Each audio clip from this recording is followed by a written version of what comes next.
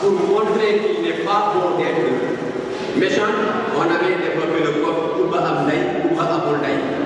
pour montrer que quand vous vivez avec un enfant qui a perdu ses parents, vous devez bien vous occuper de lui, bien d'être. Donc, à travers les contes, à travers les bacs, à travers les chants, à travers l'épopée, l'Afrique avait développé une première école. Et cette première école n'est rien d'autre que l'école des grands-parents. Festival bi aussi yàgg nañ ko prévoir yàgg nañ ci dox yàgg nañ ci wax juste que tey la ko yàlla dogal mu commencé te muy première édition bi suñu njort nag dafa def pour mu raw tey ñu am édition ak édition public bi gën a bëri nit ñi gën a xam lan mooy festival slam et poésie bu Thiès nit ñi ñëw fekke teewe xam liñ fiy def ak liñ fiy doxal ndaxte jëmale wuñ dara kanam lu dul art bi te art bi aussi artistes yi ñoo koy doxal. Artistes yi sous toutes leurs formes je peux dire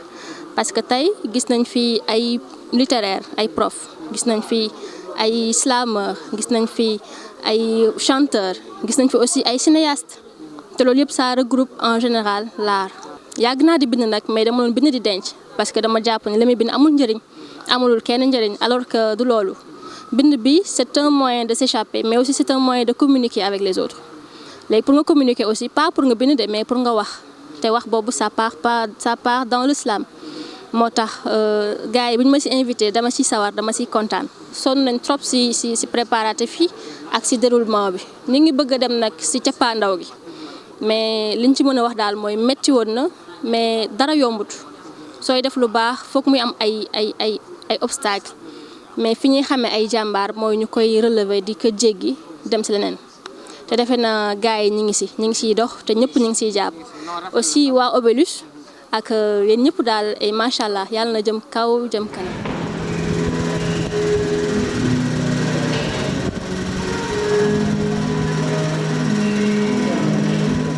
Bon yombul première fois tamit ñi def festival un festival de 8 jours tamit yombul de 8 jours demoon nañ ba commencé décourager. Mu ñëwaat poussé ñu daane il faut que ngeen def ko même si que du fekkee autorités yi jàppale wuñu comme ñu leen war a jàppale tamit nan dem ban xam ne yéen vous avez l'ambition vous avez la passion que ëllëg ñoom seen honte la waan ju nekk ñun alhamdulilah tey def nañ ko ba ñoo ngi si 7e jour bi demee di 8e jour bi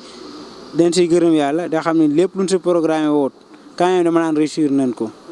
échec amu si parce que dem nañ Taïba sama village def fa benn atelier d'écriture prof yi apprécié élèves tamit kontaanoon nan ñu dem ñaañaar tamit aussi benn village bu nekk ci Mbour bon amul courant amul limé tamit gis nañ fa des élèves qui sont pertinents xam ne pare nañ tamit pour accompagner leen ci kii bi atelier d'écriture yu mel noonu di koy animer vraiment pour wax ni festival bi ça s'est bien passé mais jusqu'à maintenant léegi dañuy xool yenn erreur yu am ñu xool nu ko rectifier pour que prochaine édition bi incha allah erreur yooyu du dikkaat.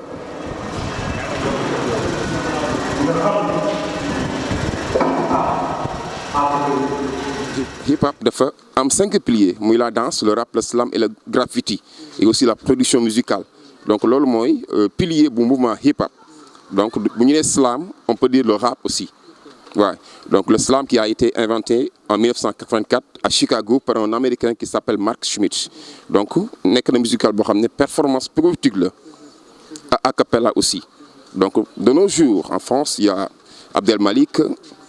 il y a aussi d'autres artistes qui le font. Ici au Sénégal nous le faisons nous waa slam. Il y avait aussi Matador qui le faisait. Donc c'est cela. Festival bi ñu ko jëlee sumb ko di ko doxal pour une semaine. am nañ ci loo xamante ne kaw a nekk sunu njort ndax jëlee nañ ci xam-xam jëlee nañ ci loo xamante ni tey jii fépp fu ñu mën ci dem defe naa ne loolu buñ ko génnee dinañ am njariñ boo xamante ni dina dépasser sunu imagination. kon donc lii dañuy saluer acte bi nga xamante ni moom la waa Slam def dañ koy c'est un acte à saluer donc aussi di remercier tamit réalisateur bi def wutu seen film bi nga xamante ne yéen Soukourat Diop muy Obélisque aussi yéen ñi nga xamante ne yéen def réalisation bi dafa nekk lu rëy ci ñun parce que en tant que fils de Thiès pour une première fois nga def sa film mu am ampleur bu ñu toll non lii tarkal la macha allah. Mec, si tu veux bâtir un bon avenir, tu dois cesser de dormir, mentir. Évite le pire pour ne pas y périr. Mieux vaut se dédire que se détruire. Courir, pourquoi? Tu sais plus tu vas, n'y va pas. C'est aux sources qu'il faut revenir. Puiser, retenir, repartir pour mieux servir comme les martyrs dans les champs de tir afin d'obtenir un bon avenir. Mais sire, je respire, m'inspire pour vous dire comment éviter le pire. Mon rôle n'est pas d'écrire ce qui vous ferait plaisir, mais pour vous retenir, de ne pas détruire, réduire, faire fuir, nuire notre entourage. Fou de rage que j'encourage davantage dans mes textes de ne pas être sauvage pour faire des ravages et naufrages. Et ça se passe ici, c'est Bismi, slammer de Thiès.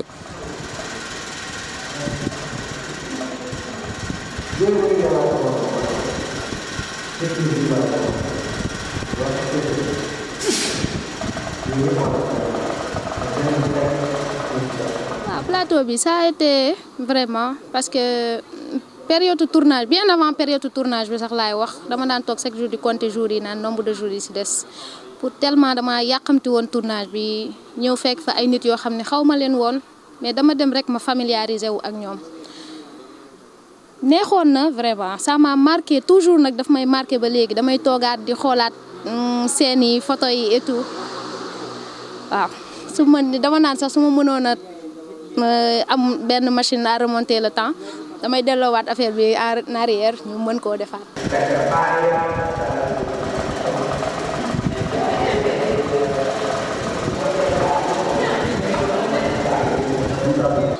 Obélisque nag dañ leen di gërëm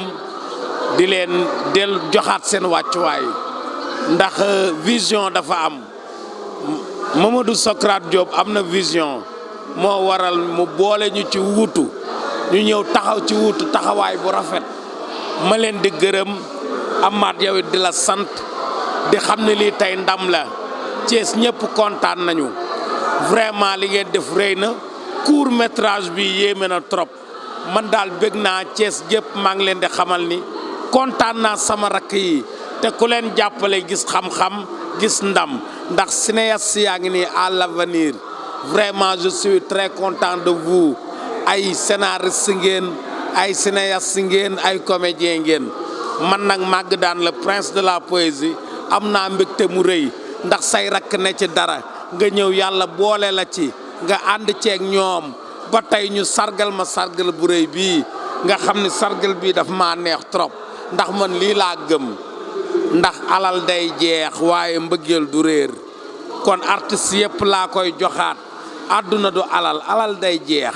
nañ leen wone aar bi nelaw ci ñun te àdduna yàggul comme Mamadou Socrate Diop may nañu occasion ñu wane liy nelaw ci ñun vraiment moo tax ma ne daal bàyyi moom netaal jinne te maanaam wuutu yéeme na trop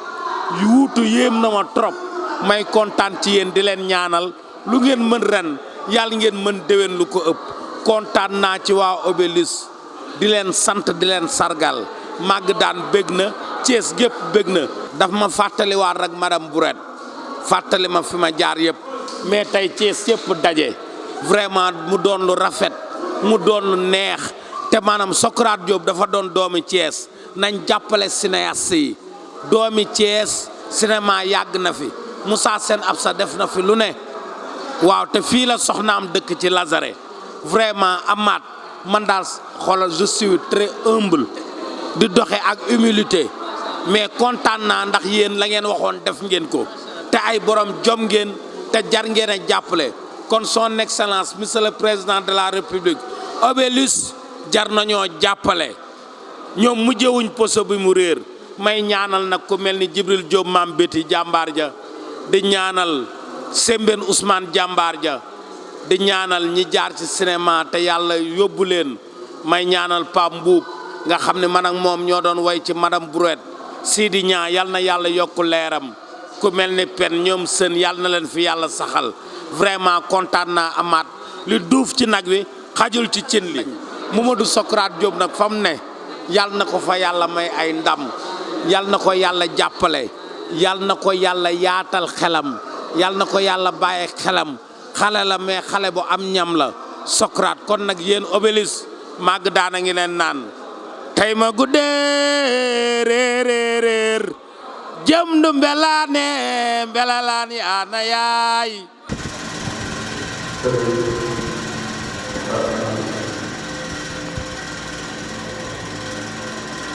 Bon, collectif bi avant muy créé wu ay slameur la ñu woon nekk ay poète nekk Thiès di organiser ay ateliers avec le collectif, le premier collectif de Thiès bi nga xam ne moom lañ njëkk a initié en slam mu nekk Plume Rebelle. Après Plume Rebelle di def ay ateliers d'écriture ba les écrivains de la Meute juddu ci gars yi continuer di def atelier d'écriture depuis 2009 ba affaire bi commencé yaatu di màgg depuis 2009 nag ñu ngi def ay ateliers au niveau des établissements ay lieux yoo xam ne ñu ngi fii nii à Thiès ñu fay def ay ateliers d'écriture di inviter la jeunesse à ce que ñu ñëw delluwaat ci lecture delluwaat ci écriture. Bon depuis 2012 ñu créé le collectif Wassalam Thiès. Donc collectif Wassalam Thiès de regrouper l'ensemble des slameurs et poètes et amoureux même de la littérature yi nga xam ne ñu ngi au niveau de la région de Thiès. Donc depuis boobu ñuy mener ay activités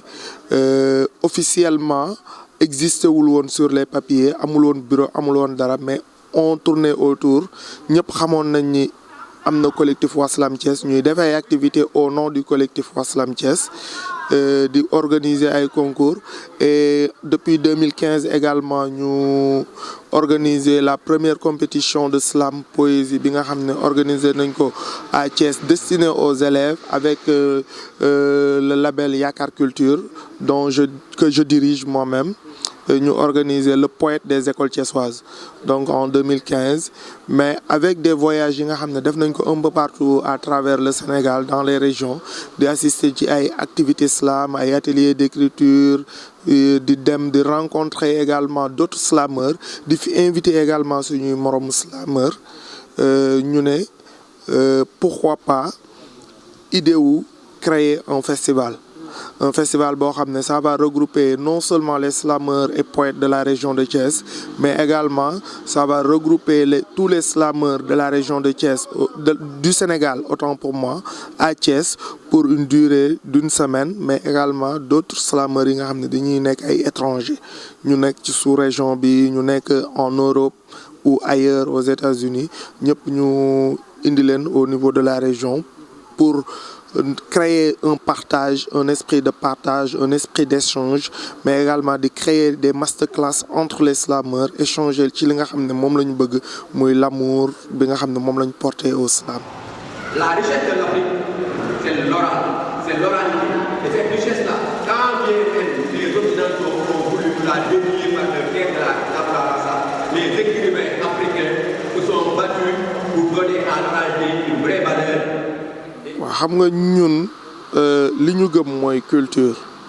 et quand tu dis art et culture il y a beaucoup de filières te filières yëpp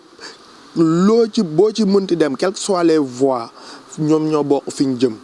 mooy le développement culturel économique et social d'une localité te ñun loolu moo ñu soxal muy Thiès muy Sénégal muy Afrique ñun loolu moo ñu soxal et pour vendre également la culture thiessoise pour vendre les acteurs culturels yi nga xam ne ñu ngi fii nii entrepreneur sax laay wax parce que loolu je préfère dire entrepreneur culturel donc on s'est dit que déjà il y a parmi nous des cinéastes parce que l'artiste warul nekk koo xam ne dafay camper ci benn kii rek loo xam ne dafa toucher art parce que l'écriture cinématographique c'est de l'art. La production, c'est de l'art. La réalisation, c'est de l'art. te ñun art la ñuy def ñun ñoo ko bokk donc il était question que ñu regrouper tout ça pour que ratisser large ñëpp gis ci seen bopp et ñi nga xam ne tamit dañ leen a diffuser fii nii dañoo bokk ci ñun parce que ay écrivains lañ comme ñun le cinéma ça s'écrit avant d'être réalisé donc le slam ça s'écrit avant d'être dit donc loolu noonu moo tax ñu boole ko mu nekk benn ñu def ko et vraiment di leen ci remercier yéen ñi nga xam ne également jàpp ngeen ci muy les cinéastes muy Obélisque TV muy ñeneen ñi nga xam ne ñëpp jàpp nañ ci di leen remercier parce que ñun bu doon ñun dong la du dem donc c'est parce que am na ñu gëm ni lii ñuy def am na njëriñ ñu ñoo jàpp ci ñooñu également dañ leen war a remercier bu baax.